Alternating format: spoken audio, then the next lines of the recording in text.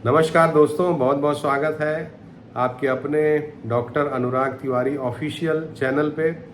और आज हम आपके साथ शेयर करने वाले हैं रत्नों से संबंधित सब कुछ, यानी कि रत्नों से संबंधित जो भी कुछ आपकी क्वेरीज रही हैं, आपके प्रश्न रहे हैं और आपके मन में उत्सुकताएं रही हैं।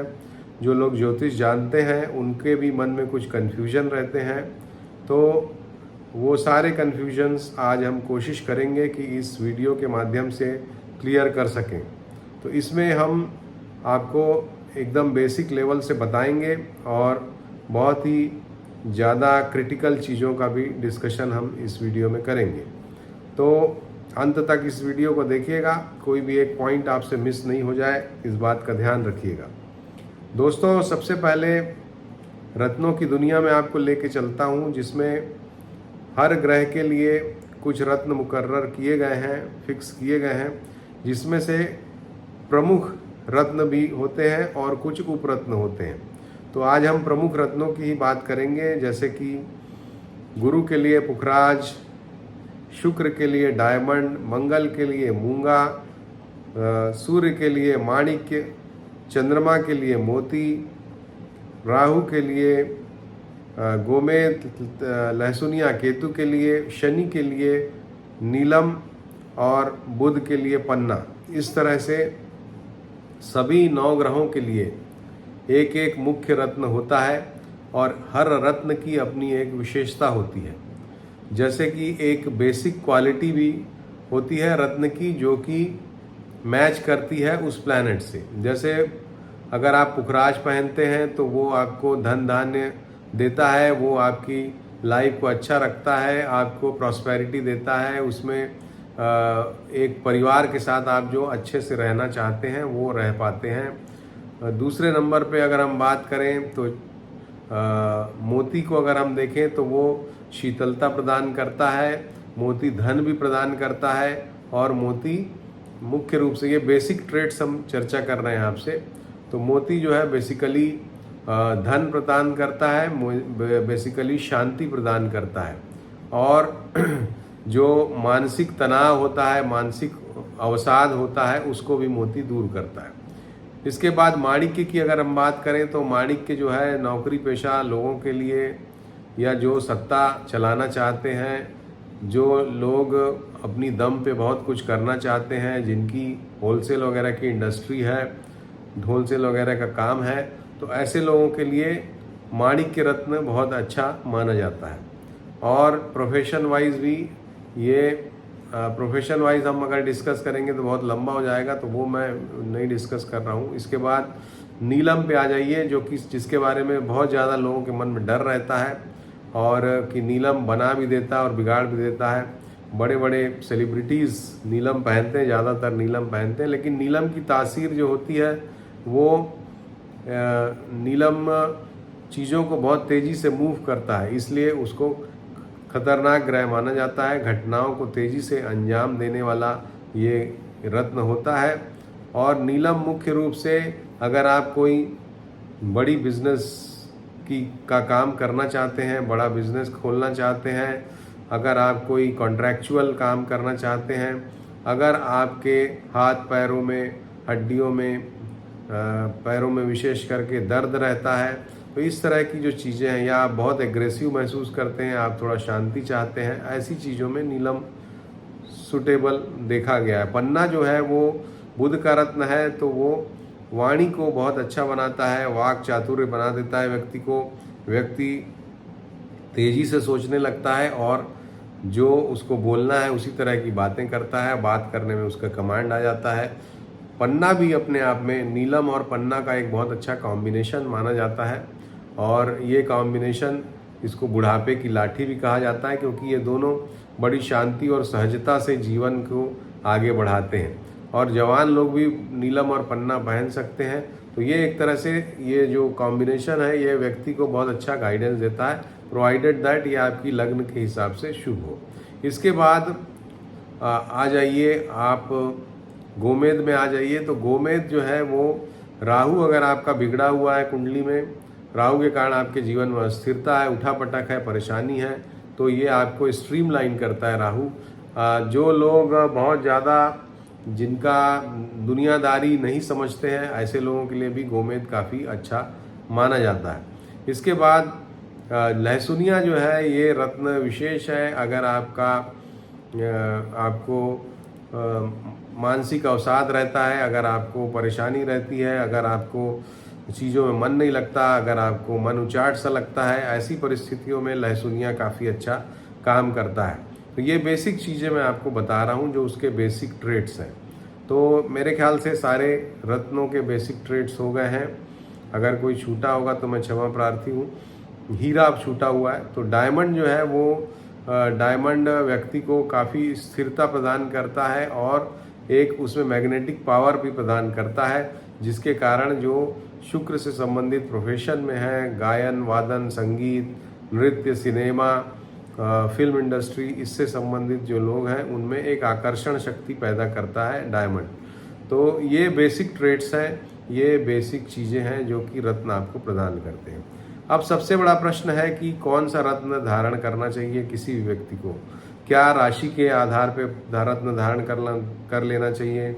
जैसे कि मान लीजिए कुंभ राशि है तो कुंभ राशि का, जैसे कि मान लीजिए कुंभ राशि है, कुंभ राशि का रत्न स्वामी शनि है तो उसका रत्न नीलम हो गया। क्या इस तरह से पहनना चाहिए? तो ऐसा बिल्कुल मत करिएगा।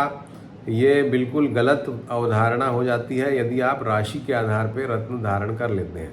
रत्न हमेशा लग्न के आधार पर धारण करना चाहिए, क्योंकि लग्न जो होता है शरीर होता है, और शरीर के ऐसे रत्न जो कि शरीर के लिए सुटेबल हो वो धारण करेंगे आप, तो ही आपके लिए शुभ फलप्रद होगा।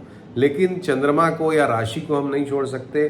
कोशिश ये करनी चाहिए कि जो रत्न आप धारण करें वो लग्न से भी सुटेबल हो और आपकी राशि से भी सुटेबल हो। अन्यथा अगर आप सिर्फ लग्न के आधार पर रत्न धारण करेंगे तो हो सकता है कि राशि के आधार पर वो सुटेबल ना होने पर आपको मानसिक परेशानी थोड़ी सी या चिड़चिड़ापन, झल्लाहट, ये सब भी दे सकते हैं, यानी मन से आप खुश नहीं रहेंगे। रत्न आपको फिजिकल लेवल पे, भौतिक स्तर पे तो उन्नति प्रदान करेगा लग्न के आधार पर पहना हुआ रत्न, लेकिन वो मन को प्रसन्नता नहीं देगा। ऐसे बहुत सारे लोग आपने देखे होंगे जो कि जीवन में सफल हैं लेकिन मन उनका अच्छा नहीं। बहुत बड़े बड़े लोग आपने देखे होंगे जो कि करोड़पति, अरबपति लोग भी सुइसाइड कर लेते हैं। वो इसीलिए क्योंकि पैसे तो हैं, जीवन में सफलता भी मिल गई है, लेकिन मन उनका प्रसन्न नहीं है। तो इसलिए प्रयास ये करना चाहिए कि लग्न और राशि दोनों के आधार पर आप रत्न पहनाएं या पहने, तो ही आपको शुभ फलप्रद होगा। और आपको जब भी आप कोई रत्न धारण करें तो इस बात को ऑब्जर्व करना चाहिए कि वो आपके शरीर को भी सुख दे रहा है या शरीर को कोई नुकसान नहीं प्रदान कर रहा है, तो मन को भी आपके वो कोई नुकसान प्रदान न करे। अब आइए जो मूलभूत सिद्धांत हैं रत्न धारण के, उनकी बात करते हैं। तो सबसे पहली बात कि 1, 5, 9 यानी लग्न, पंचम और नवम, ये 3 पहिए हैं जीवन के, और ये पहिए ही जीवन को सपोर्ट देते हैं। तो कोशिश करें कि जो भी रत्न आप पहनाएं वो इन 3 भावों से संबंध रखता हो, तभी ये रत्न आपके लाइफ को सपोर्ट करेगा। पहली बात। दूसरी बात है कि जिस ग्रह का रत्न आप पहना रहे हैं उसकी राशि में कौन सा प्लैनेट बैठा है, यानी कि आप किसी एक प्लैनेट को स्ट्रांग अगर करते हैं रत्न पहना के तो उसकी राशियां स्ट्रांग होती हैं, और उस राशियों में जो ग्रह बैठे हुए हैं वो भी स्ट्रांग होते हैं, क्योंकि घर को आप स्ट्रांग कर रहे हैं। तो एक रत्न पहना के आप कई ग्रहों को पुष्टि प्रदान कर सकते हैं। तो ऐसा रत्न पहनाइए जो कि और भी दूसरे ग्रहों को पुष्टि प्रदान करे, यानी कि ऐसे प्लैनेट का रत्न पहनाइए जिसकी राशि में दूसरे अच्छे ग्रह भी बैठे हुए हों। जैसे कि मान लीजिए आपने पुखराज पहनाया वृश्चिक लग्न की कुंडली में, अब मान लीजिए मीन राशि में ही या धनु राशि में ही, गुरु की किसी भी राशि में दूसरा भी, मान लीजिए सूर्य भी बैठा हुआ है, तो जैसे ही आप पुखराज पहनाएंगे वो सूर्य भी उससे पुष्ट होगा, क्योंकि सूर्य गुरु के घर में बैठा है। अब जब गुरु का घर पुष्ट होगा तो सूर्य भी पुष्ट होगा। तो इस तरह से आपको ध्यान रखना है। दूसरी बात, जैसे मान लीजिए कि पुखराज आप पहनाते हैं तो गुरु की दृष्टियां कहाँ कहाँ पड़ रही हैं इसका भी ध्यान रखिए। तो गुरु जब आप पुखराज पहनाएंगे तो उसकी दृष्टियों में भी बल आएगा। तो अगर अच्छी जगहों पे ये दृष्टियां पड़ रही हैं तो वो उन भावों को भी पुष्ट करेंगी। जैसे मान लीजिए पुखराज आपने पहनाया और गुरु नवम भाव में बैठा हुआ है, तो नवम भाव से उसकी 5वीं दृष्टि लग्न पर पड़ेगी, 7वीं दृष्टि तृतीय स्थान पर पड़ेगी और 9वीं दृष्टि पंचम स्थान पर पड़ेगी। तो 3 में से 2 भाव तो बहुत ही अच्छे हैं। लग्न को जब दृष्टि पड़ेगी तो आपके शरीर को उससे पुष्टता मिलेगी पुखराज पहनने से। त्रिकोण में यानी पंचम में दृष्टि पड़ेगी तो आपकी संतान को भी उसमें पुष्टता मिलेगी।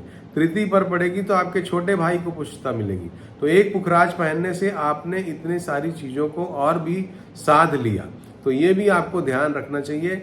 और यही मान लीजिए पुखराज आपका 6वें भाव में बैठा हुआ है गुरु, तो अगर आप 6वें भाव में गुरु के पुखराज पहनेंगे तो उनकी पंचम दृष्टि जो है वो कहाँ पड़ेगी, 10वें स्थान पे पड़ेगी। तो 10वें स्थान पुष्ट होगा। लेकिन सप्तम दृष्टि पड़ेगी द्वितीय स्थान पे, 12वें स्थान पे, और नवम दृष्टि पड़ेगी द्वितीय स्थान पे। तो ये 50-50 वाली स्थिति हो जाएगी, क्योंकि एक तो गुरु 6वें स्थान में बैठे हुए हैं, जो कि 6वां स्थान बहुत शुभ नहीं माना जाता। यानी कि अगर पुखराज आप पहनाते हैं वृश्चिक लग्न के व्यक्ति को जिसका गुरु 6वें में बैठा हुआ है, तो चूंकि गुरु पुष्ट होंगे तो 6वें भाव को भी वो पुष्टता प्रदान करेंगे, जिसकी वजह से ऋण भी आपका बढ़ेगा और रोग भी आपके बढ़ेंगे।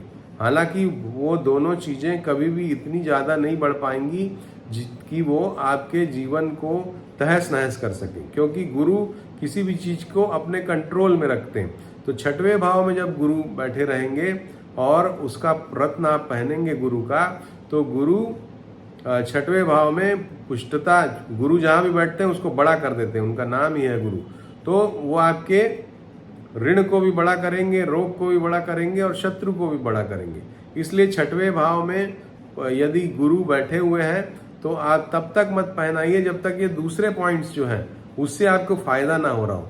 इसका मतलब है कि 10वें स्थान पे आपके 2-3 ग्रह मान लीजिए बैठे हुए हैं, 12वें स्थान पे आपके 2-3 महत्वपूर्ण ग्रह बैठे हुए हैं, दूसरे स्थान पे 2-3 महत्वपूर्ण ग्रह बैठे हुए हैं जिन पे दृष्टि गुरु की पड़ेगी।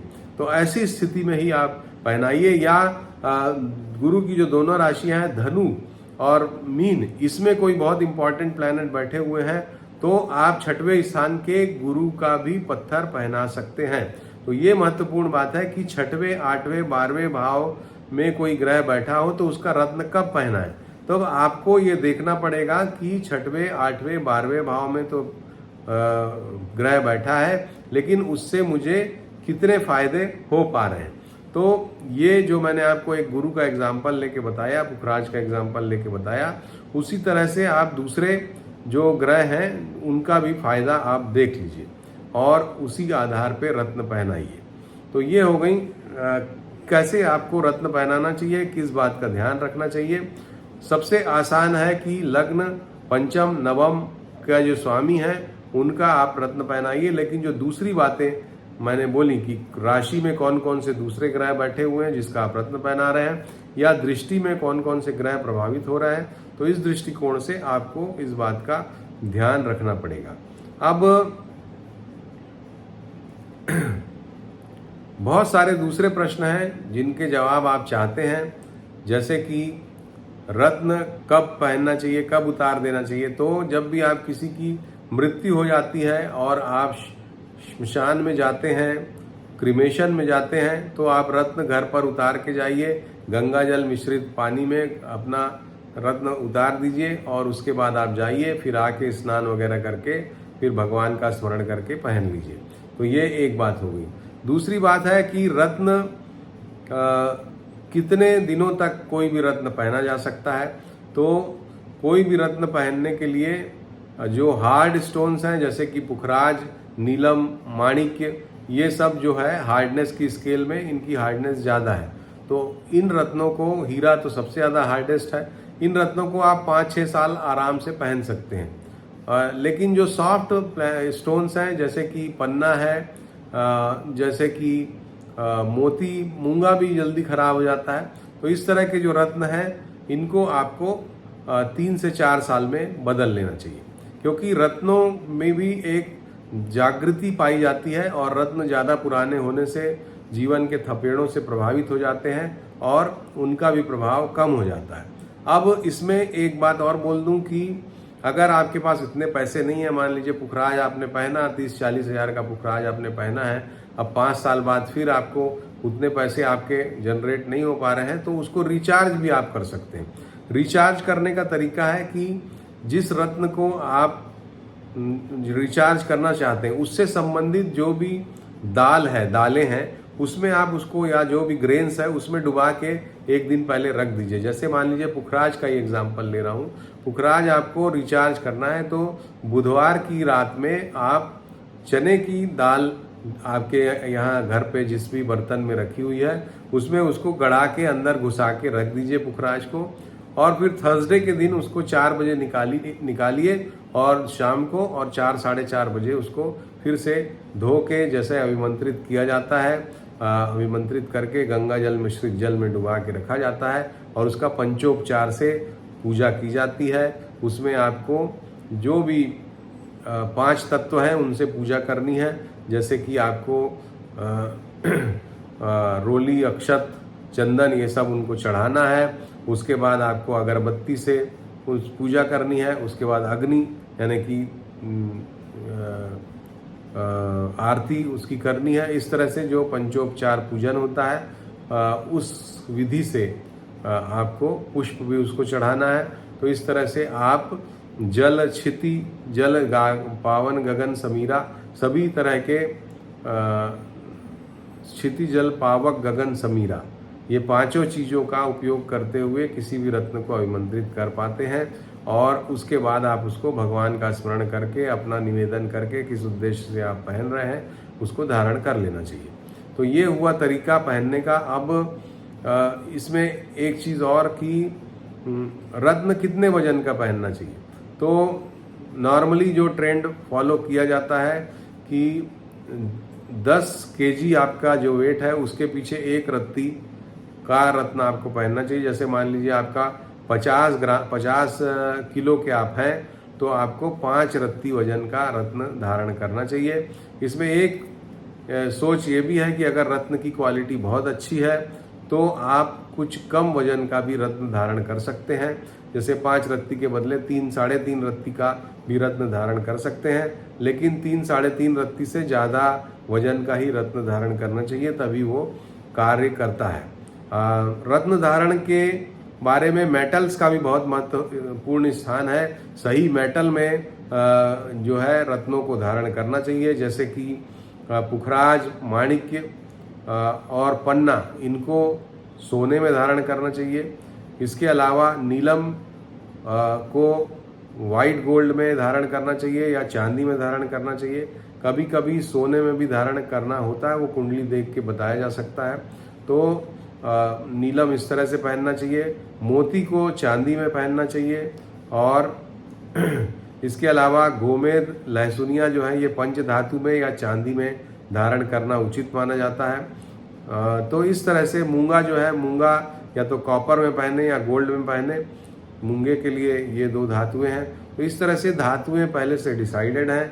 अब सोने का दाम बहुत हो गया है, तो अगर आप सोने में नहीं पहन सकते तो पीतल का उपयोग आप कर सकते हैं। जैसे मान लीजिए सस्ता पुखराज आपने लिया है तो आप उसको पीतल में भी जड़वा सकते हैं। पीतल भी सोने की भांति ही दिखाई देती है। अगर आप मूंगा आपने पहना है तो आप कॉपर में जड़वा सकते हैं। रूबी यानी माणिक्य आपने पहना है तो उसको भी आप कॉपर में भी जड़वा सकते हैं। तो ये कुछ प्रमुख बातें हुई।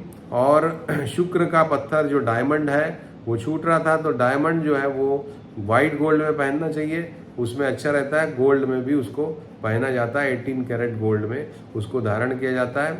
और ज़्यादा असर देखना हो तो वाइट गोल्ड में उसको प्लैटिनम में धारण करना चाहिए। तो ये हुई कुछ प्रमुख बातें। और रत्न धारण के बारे में एक बात का बस आपको ध्यान रखना चाहिए कि कोई भी रत्न आप पहने उसको अंडर ऑब्जर्वेशन रखें 2-4 दिन तक कि वो रत्न किस तरह से आपको असर दिखा रहा है। जैसा मैंने कहा कि वो अगर मान लीजिए लग्न से तो आपके सुटेबल है, तो आपके जीवन में आपको सफलता दे रहा है, लेकिन आपके चंद्रमा को वो पुष्ट नहीं कर पा रहा है, तो फिर आपको अल्टरनेटिवली रुद्राक्ष थेरेपी में जाना चाहिए। जैसे मान लीजिए आपकी वृश्चिक लग्न है और कुंभ राशि है, तो ऐसे में आप वृश्चिक लग्न की सीरीज में रत्नों की सीरीज अलग है, जैसे कि पुखराज, मोती, माणिक्य और मूंगा, ये वृश्चिक वालों के लिए शुभ रत्न होते हैं। लेकिन कुंभ राशि के लिए पुखराज का कलर बदल जाता है, पुखराज वाइट पहनना चाहिए कुंभ वालों को, और इसके अलावा मूंगा सुटेबल नहीं है, माणिक्य सुटेबल नहीं है और मोती भी सुटेबल नहीं है। तो ऐसी परिस्थिति में क्या करें? तो ऐसी परिस्थिति में आपका अगर वृश्चिक लग्न है तो आप पुखराज, मोती, माणिक्य और मूंगा इनको अब किसी से कुंडली दिखवा के धारण कर सकते हैं। लेकिन चूंकि शनि आपका राशि स्वामी है और शनि को अगर आप तकलीफ दे रहे हैं माणिक्य पहन के, मूंगा पहन के, तो शनि को भी पुष्ट करना पड़ेगा। तो ऐसे में 7 मुखी रुद्राक्ष का सहारा आप ले सकते हैं। 7 मुखी रुद्राक्ष पहनिए तो आपके लिए वो फायदेमंद रहेगा। इसके अलावा शनि जो है वो शनि के मंत्रों का जाप भी आप कर सकते हैं। अगर ये पूरी रेमेडी आप करेंगे, जैसे शनि के मंत्रों का जाप करेंगे या शनि के लिए 7 मुखी रुद्राक्ष को धारण करेंगे और साथ ही ये जो भी रत्न आपको वृश्चिक के हिसाब से मैंने बताया वो धारण करेंगे, तो आपका जीवन बैलेंस्ड रहेगा। अगर आप नहीं करते हैं शनि का जप या रुद्राक्ष धारण, तो आपका मन खिन्न रहेगा, सफलताएं मिलती भी जाएंगी तो भी आप प्रसन्न नहीं हो पाएंगे। तो इस तरह से दोस्तों, जो रत्नों का की दुनिया है, रत्नों का संसार है, रत्नों की लीला है, और रुद्राक्ष पे भी हमने पहले भी वीडियो बनाया था, आगे भी बनाएंगे, क्योंकि रुद्राक्ष एक ऐसी चीज़ है जो कि भगवान शिव से हमको जोड़ती है और भगवान शिव साक्षात स्वरूप इस रुद्राक्ष के रूप में होते हैं। इसलिए रुद्राक्ष का भी अपने आप में बहुत गहराई से अध्ययन धारण करना जरूरी होता है, क्योंकि रुद्राक्ष में सिर्फ रत्नों की तरह वो ग्रहों को सीधे सीधे प्रभावित नहीं करते हैं। रुद्राक्ष जो होते हैं वो एक पॉजिटिव एनर्जी, एक ऑरा भी आपके आसपास अपनी लेके आते हैं, क्योंकि उनमें अपने आप में एक ऑरा होती है। और रुद्राक्ष जब आप धारण करते हैं तो बहुत सारी चीज़ें, नेगेटिविटी और ब्लैक मैजिक, ये सब से भी आप बचते हैं। तो रुद्राक्ष का अपना अलग महत्व है। रत्न का महत्व इसलिए ज़्यादा है क्योंकि आप 24 घंटे उसको पहने रहते हैं। रुद्राक्ष को आपको रात में उतारना पड़ता है मोस्टली, तो इसलिए रत्न ज़्यादा एक्सेप्टेबल है क्योंकि वो आसान है। लेकिन रुद्राक्ष भी अपने आप में चूंकि नेगेटिविटी को, नेगेटिव एनर्जी को आपसे दूर रखते हैं, तो उनका भी महत्व है। इस पर अगली बार वीडियो बनाऊंगा। अभी के लिए इतना ही। अगर ये वीडियो पसंद आया हो तो हमारे चैनल को आप एक लाइक डालिए, कोई कमेंट करिए। अगर आपका कोई कमेंट है आपके रत्नों के बारे में, अगर आप कुछ जानना चाहते हैं, मैं कोशिश करूंगा उसको सुधारने की, बशर्ते आप सारी चीज़ें, जानकारियां अपने कमेंट में दें। और अगर आपने चैनल को सब्सक्राइब नहीं किया तो सब्सक्राइब करिए, घंटी के निशान को भी दबाइए और हाइप का भी बटन दबाइए, ताकि हमारे चैनल के लिए वो फ़ायदा करे और हमें उत्साहित करे आगे और अच्छे वीडियोस बनाने के लिए। तो अभी के लिए इतना ही। अपना ध्यान रखिए। रत्न धारण करना अच्छी बात है, और अभी तो रत्न सुलभ हो गए हैं। पहले सिर्फ राजा महाराजा उसको पहना करते थे, तो रत्न सुलभ हैं तो उनका लाभ उठाइए। नमस्कार, धन्यवाद।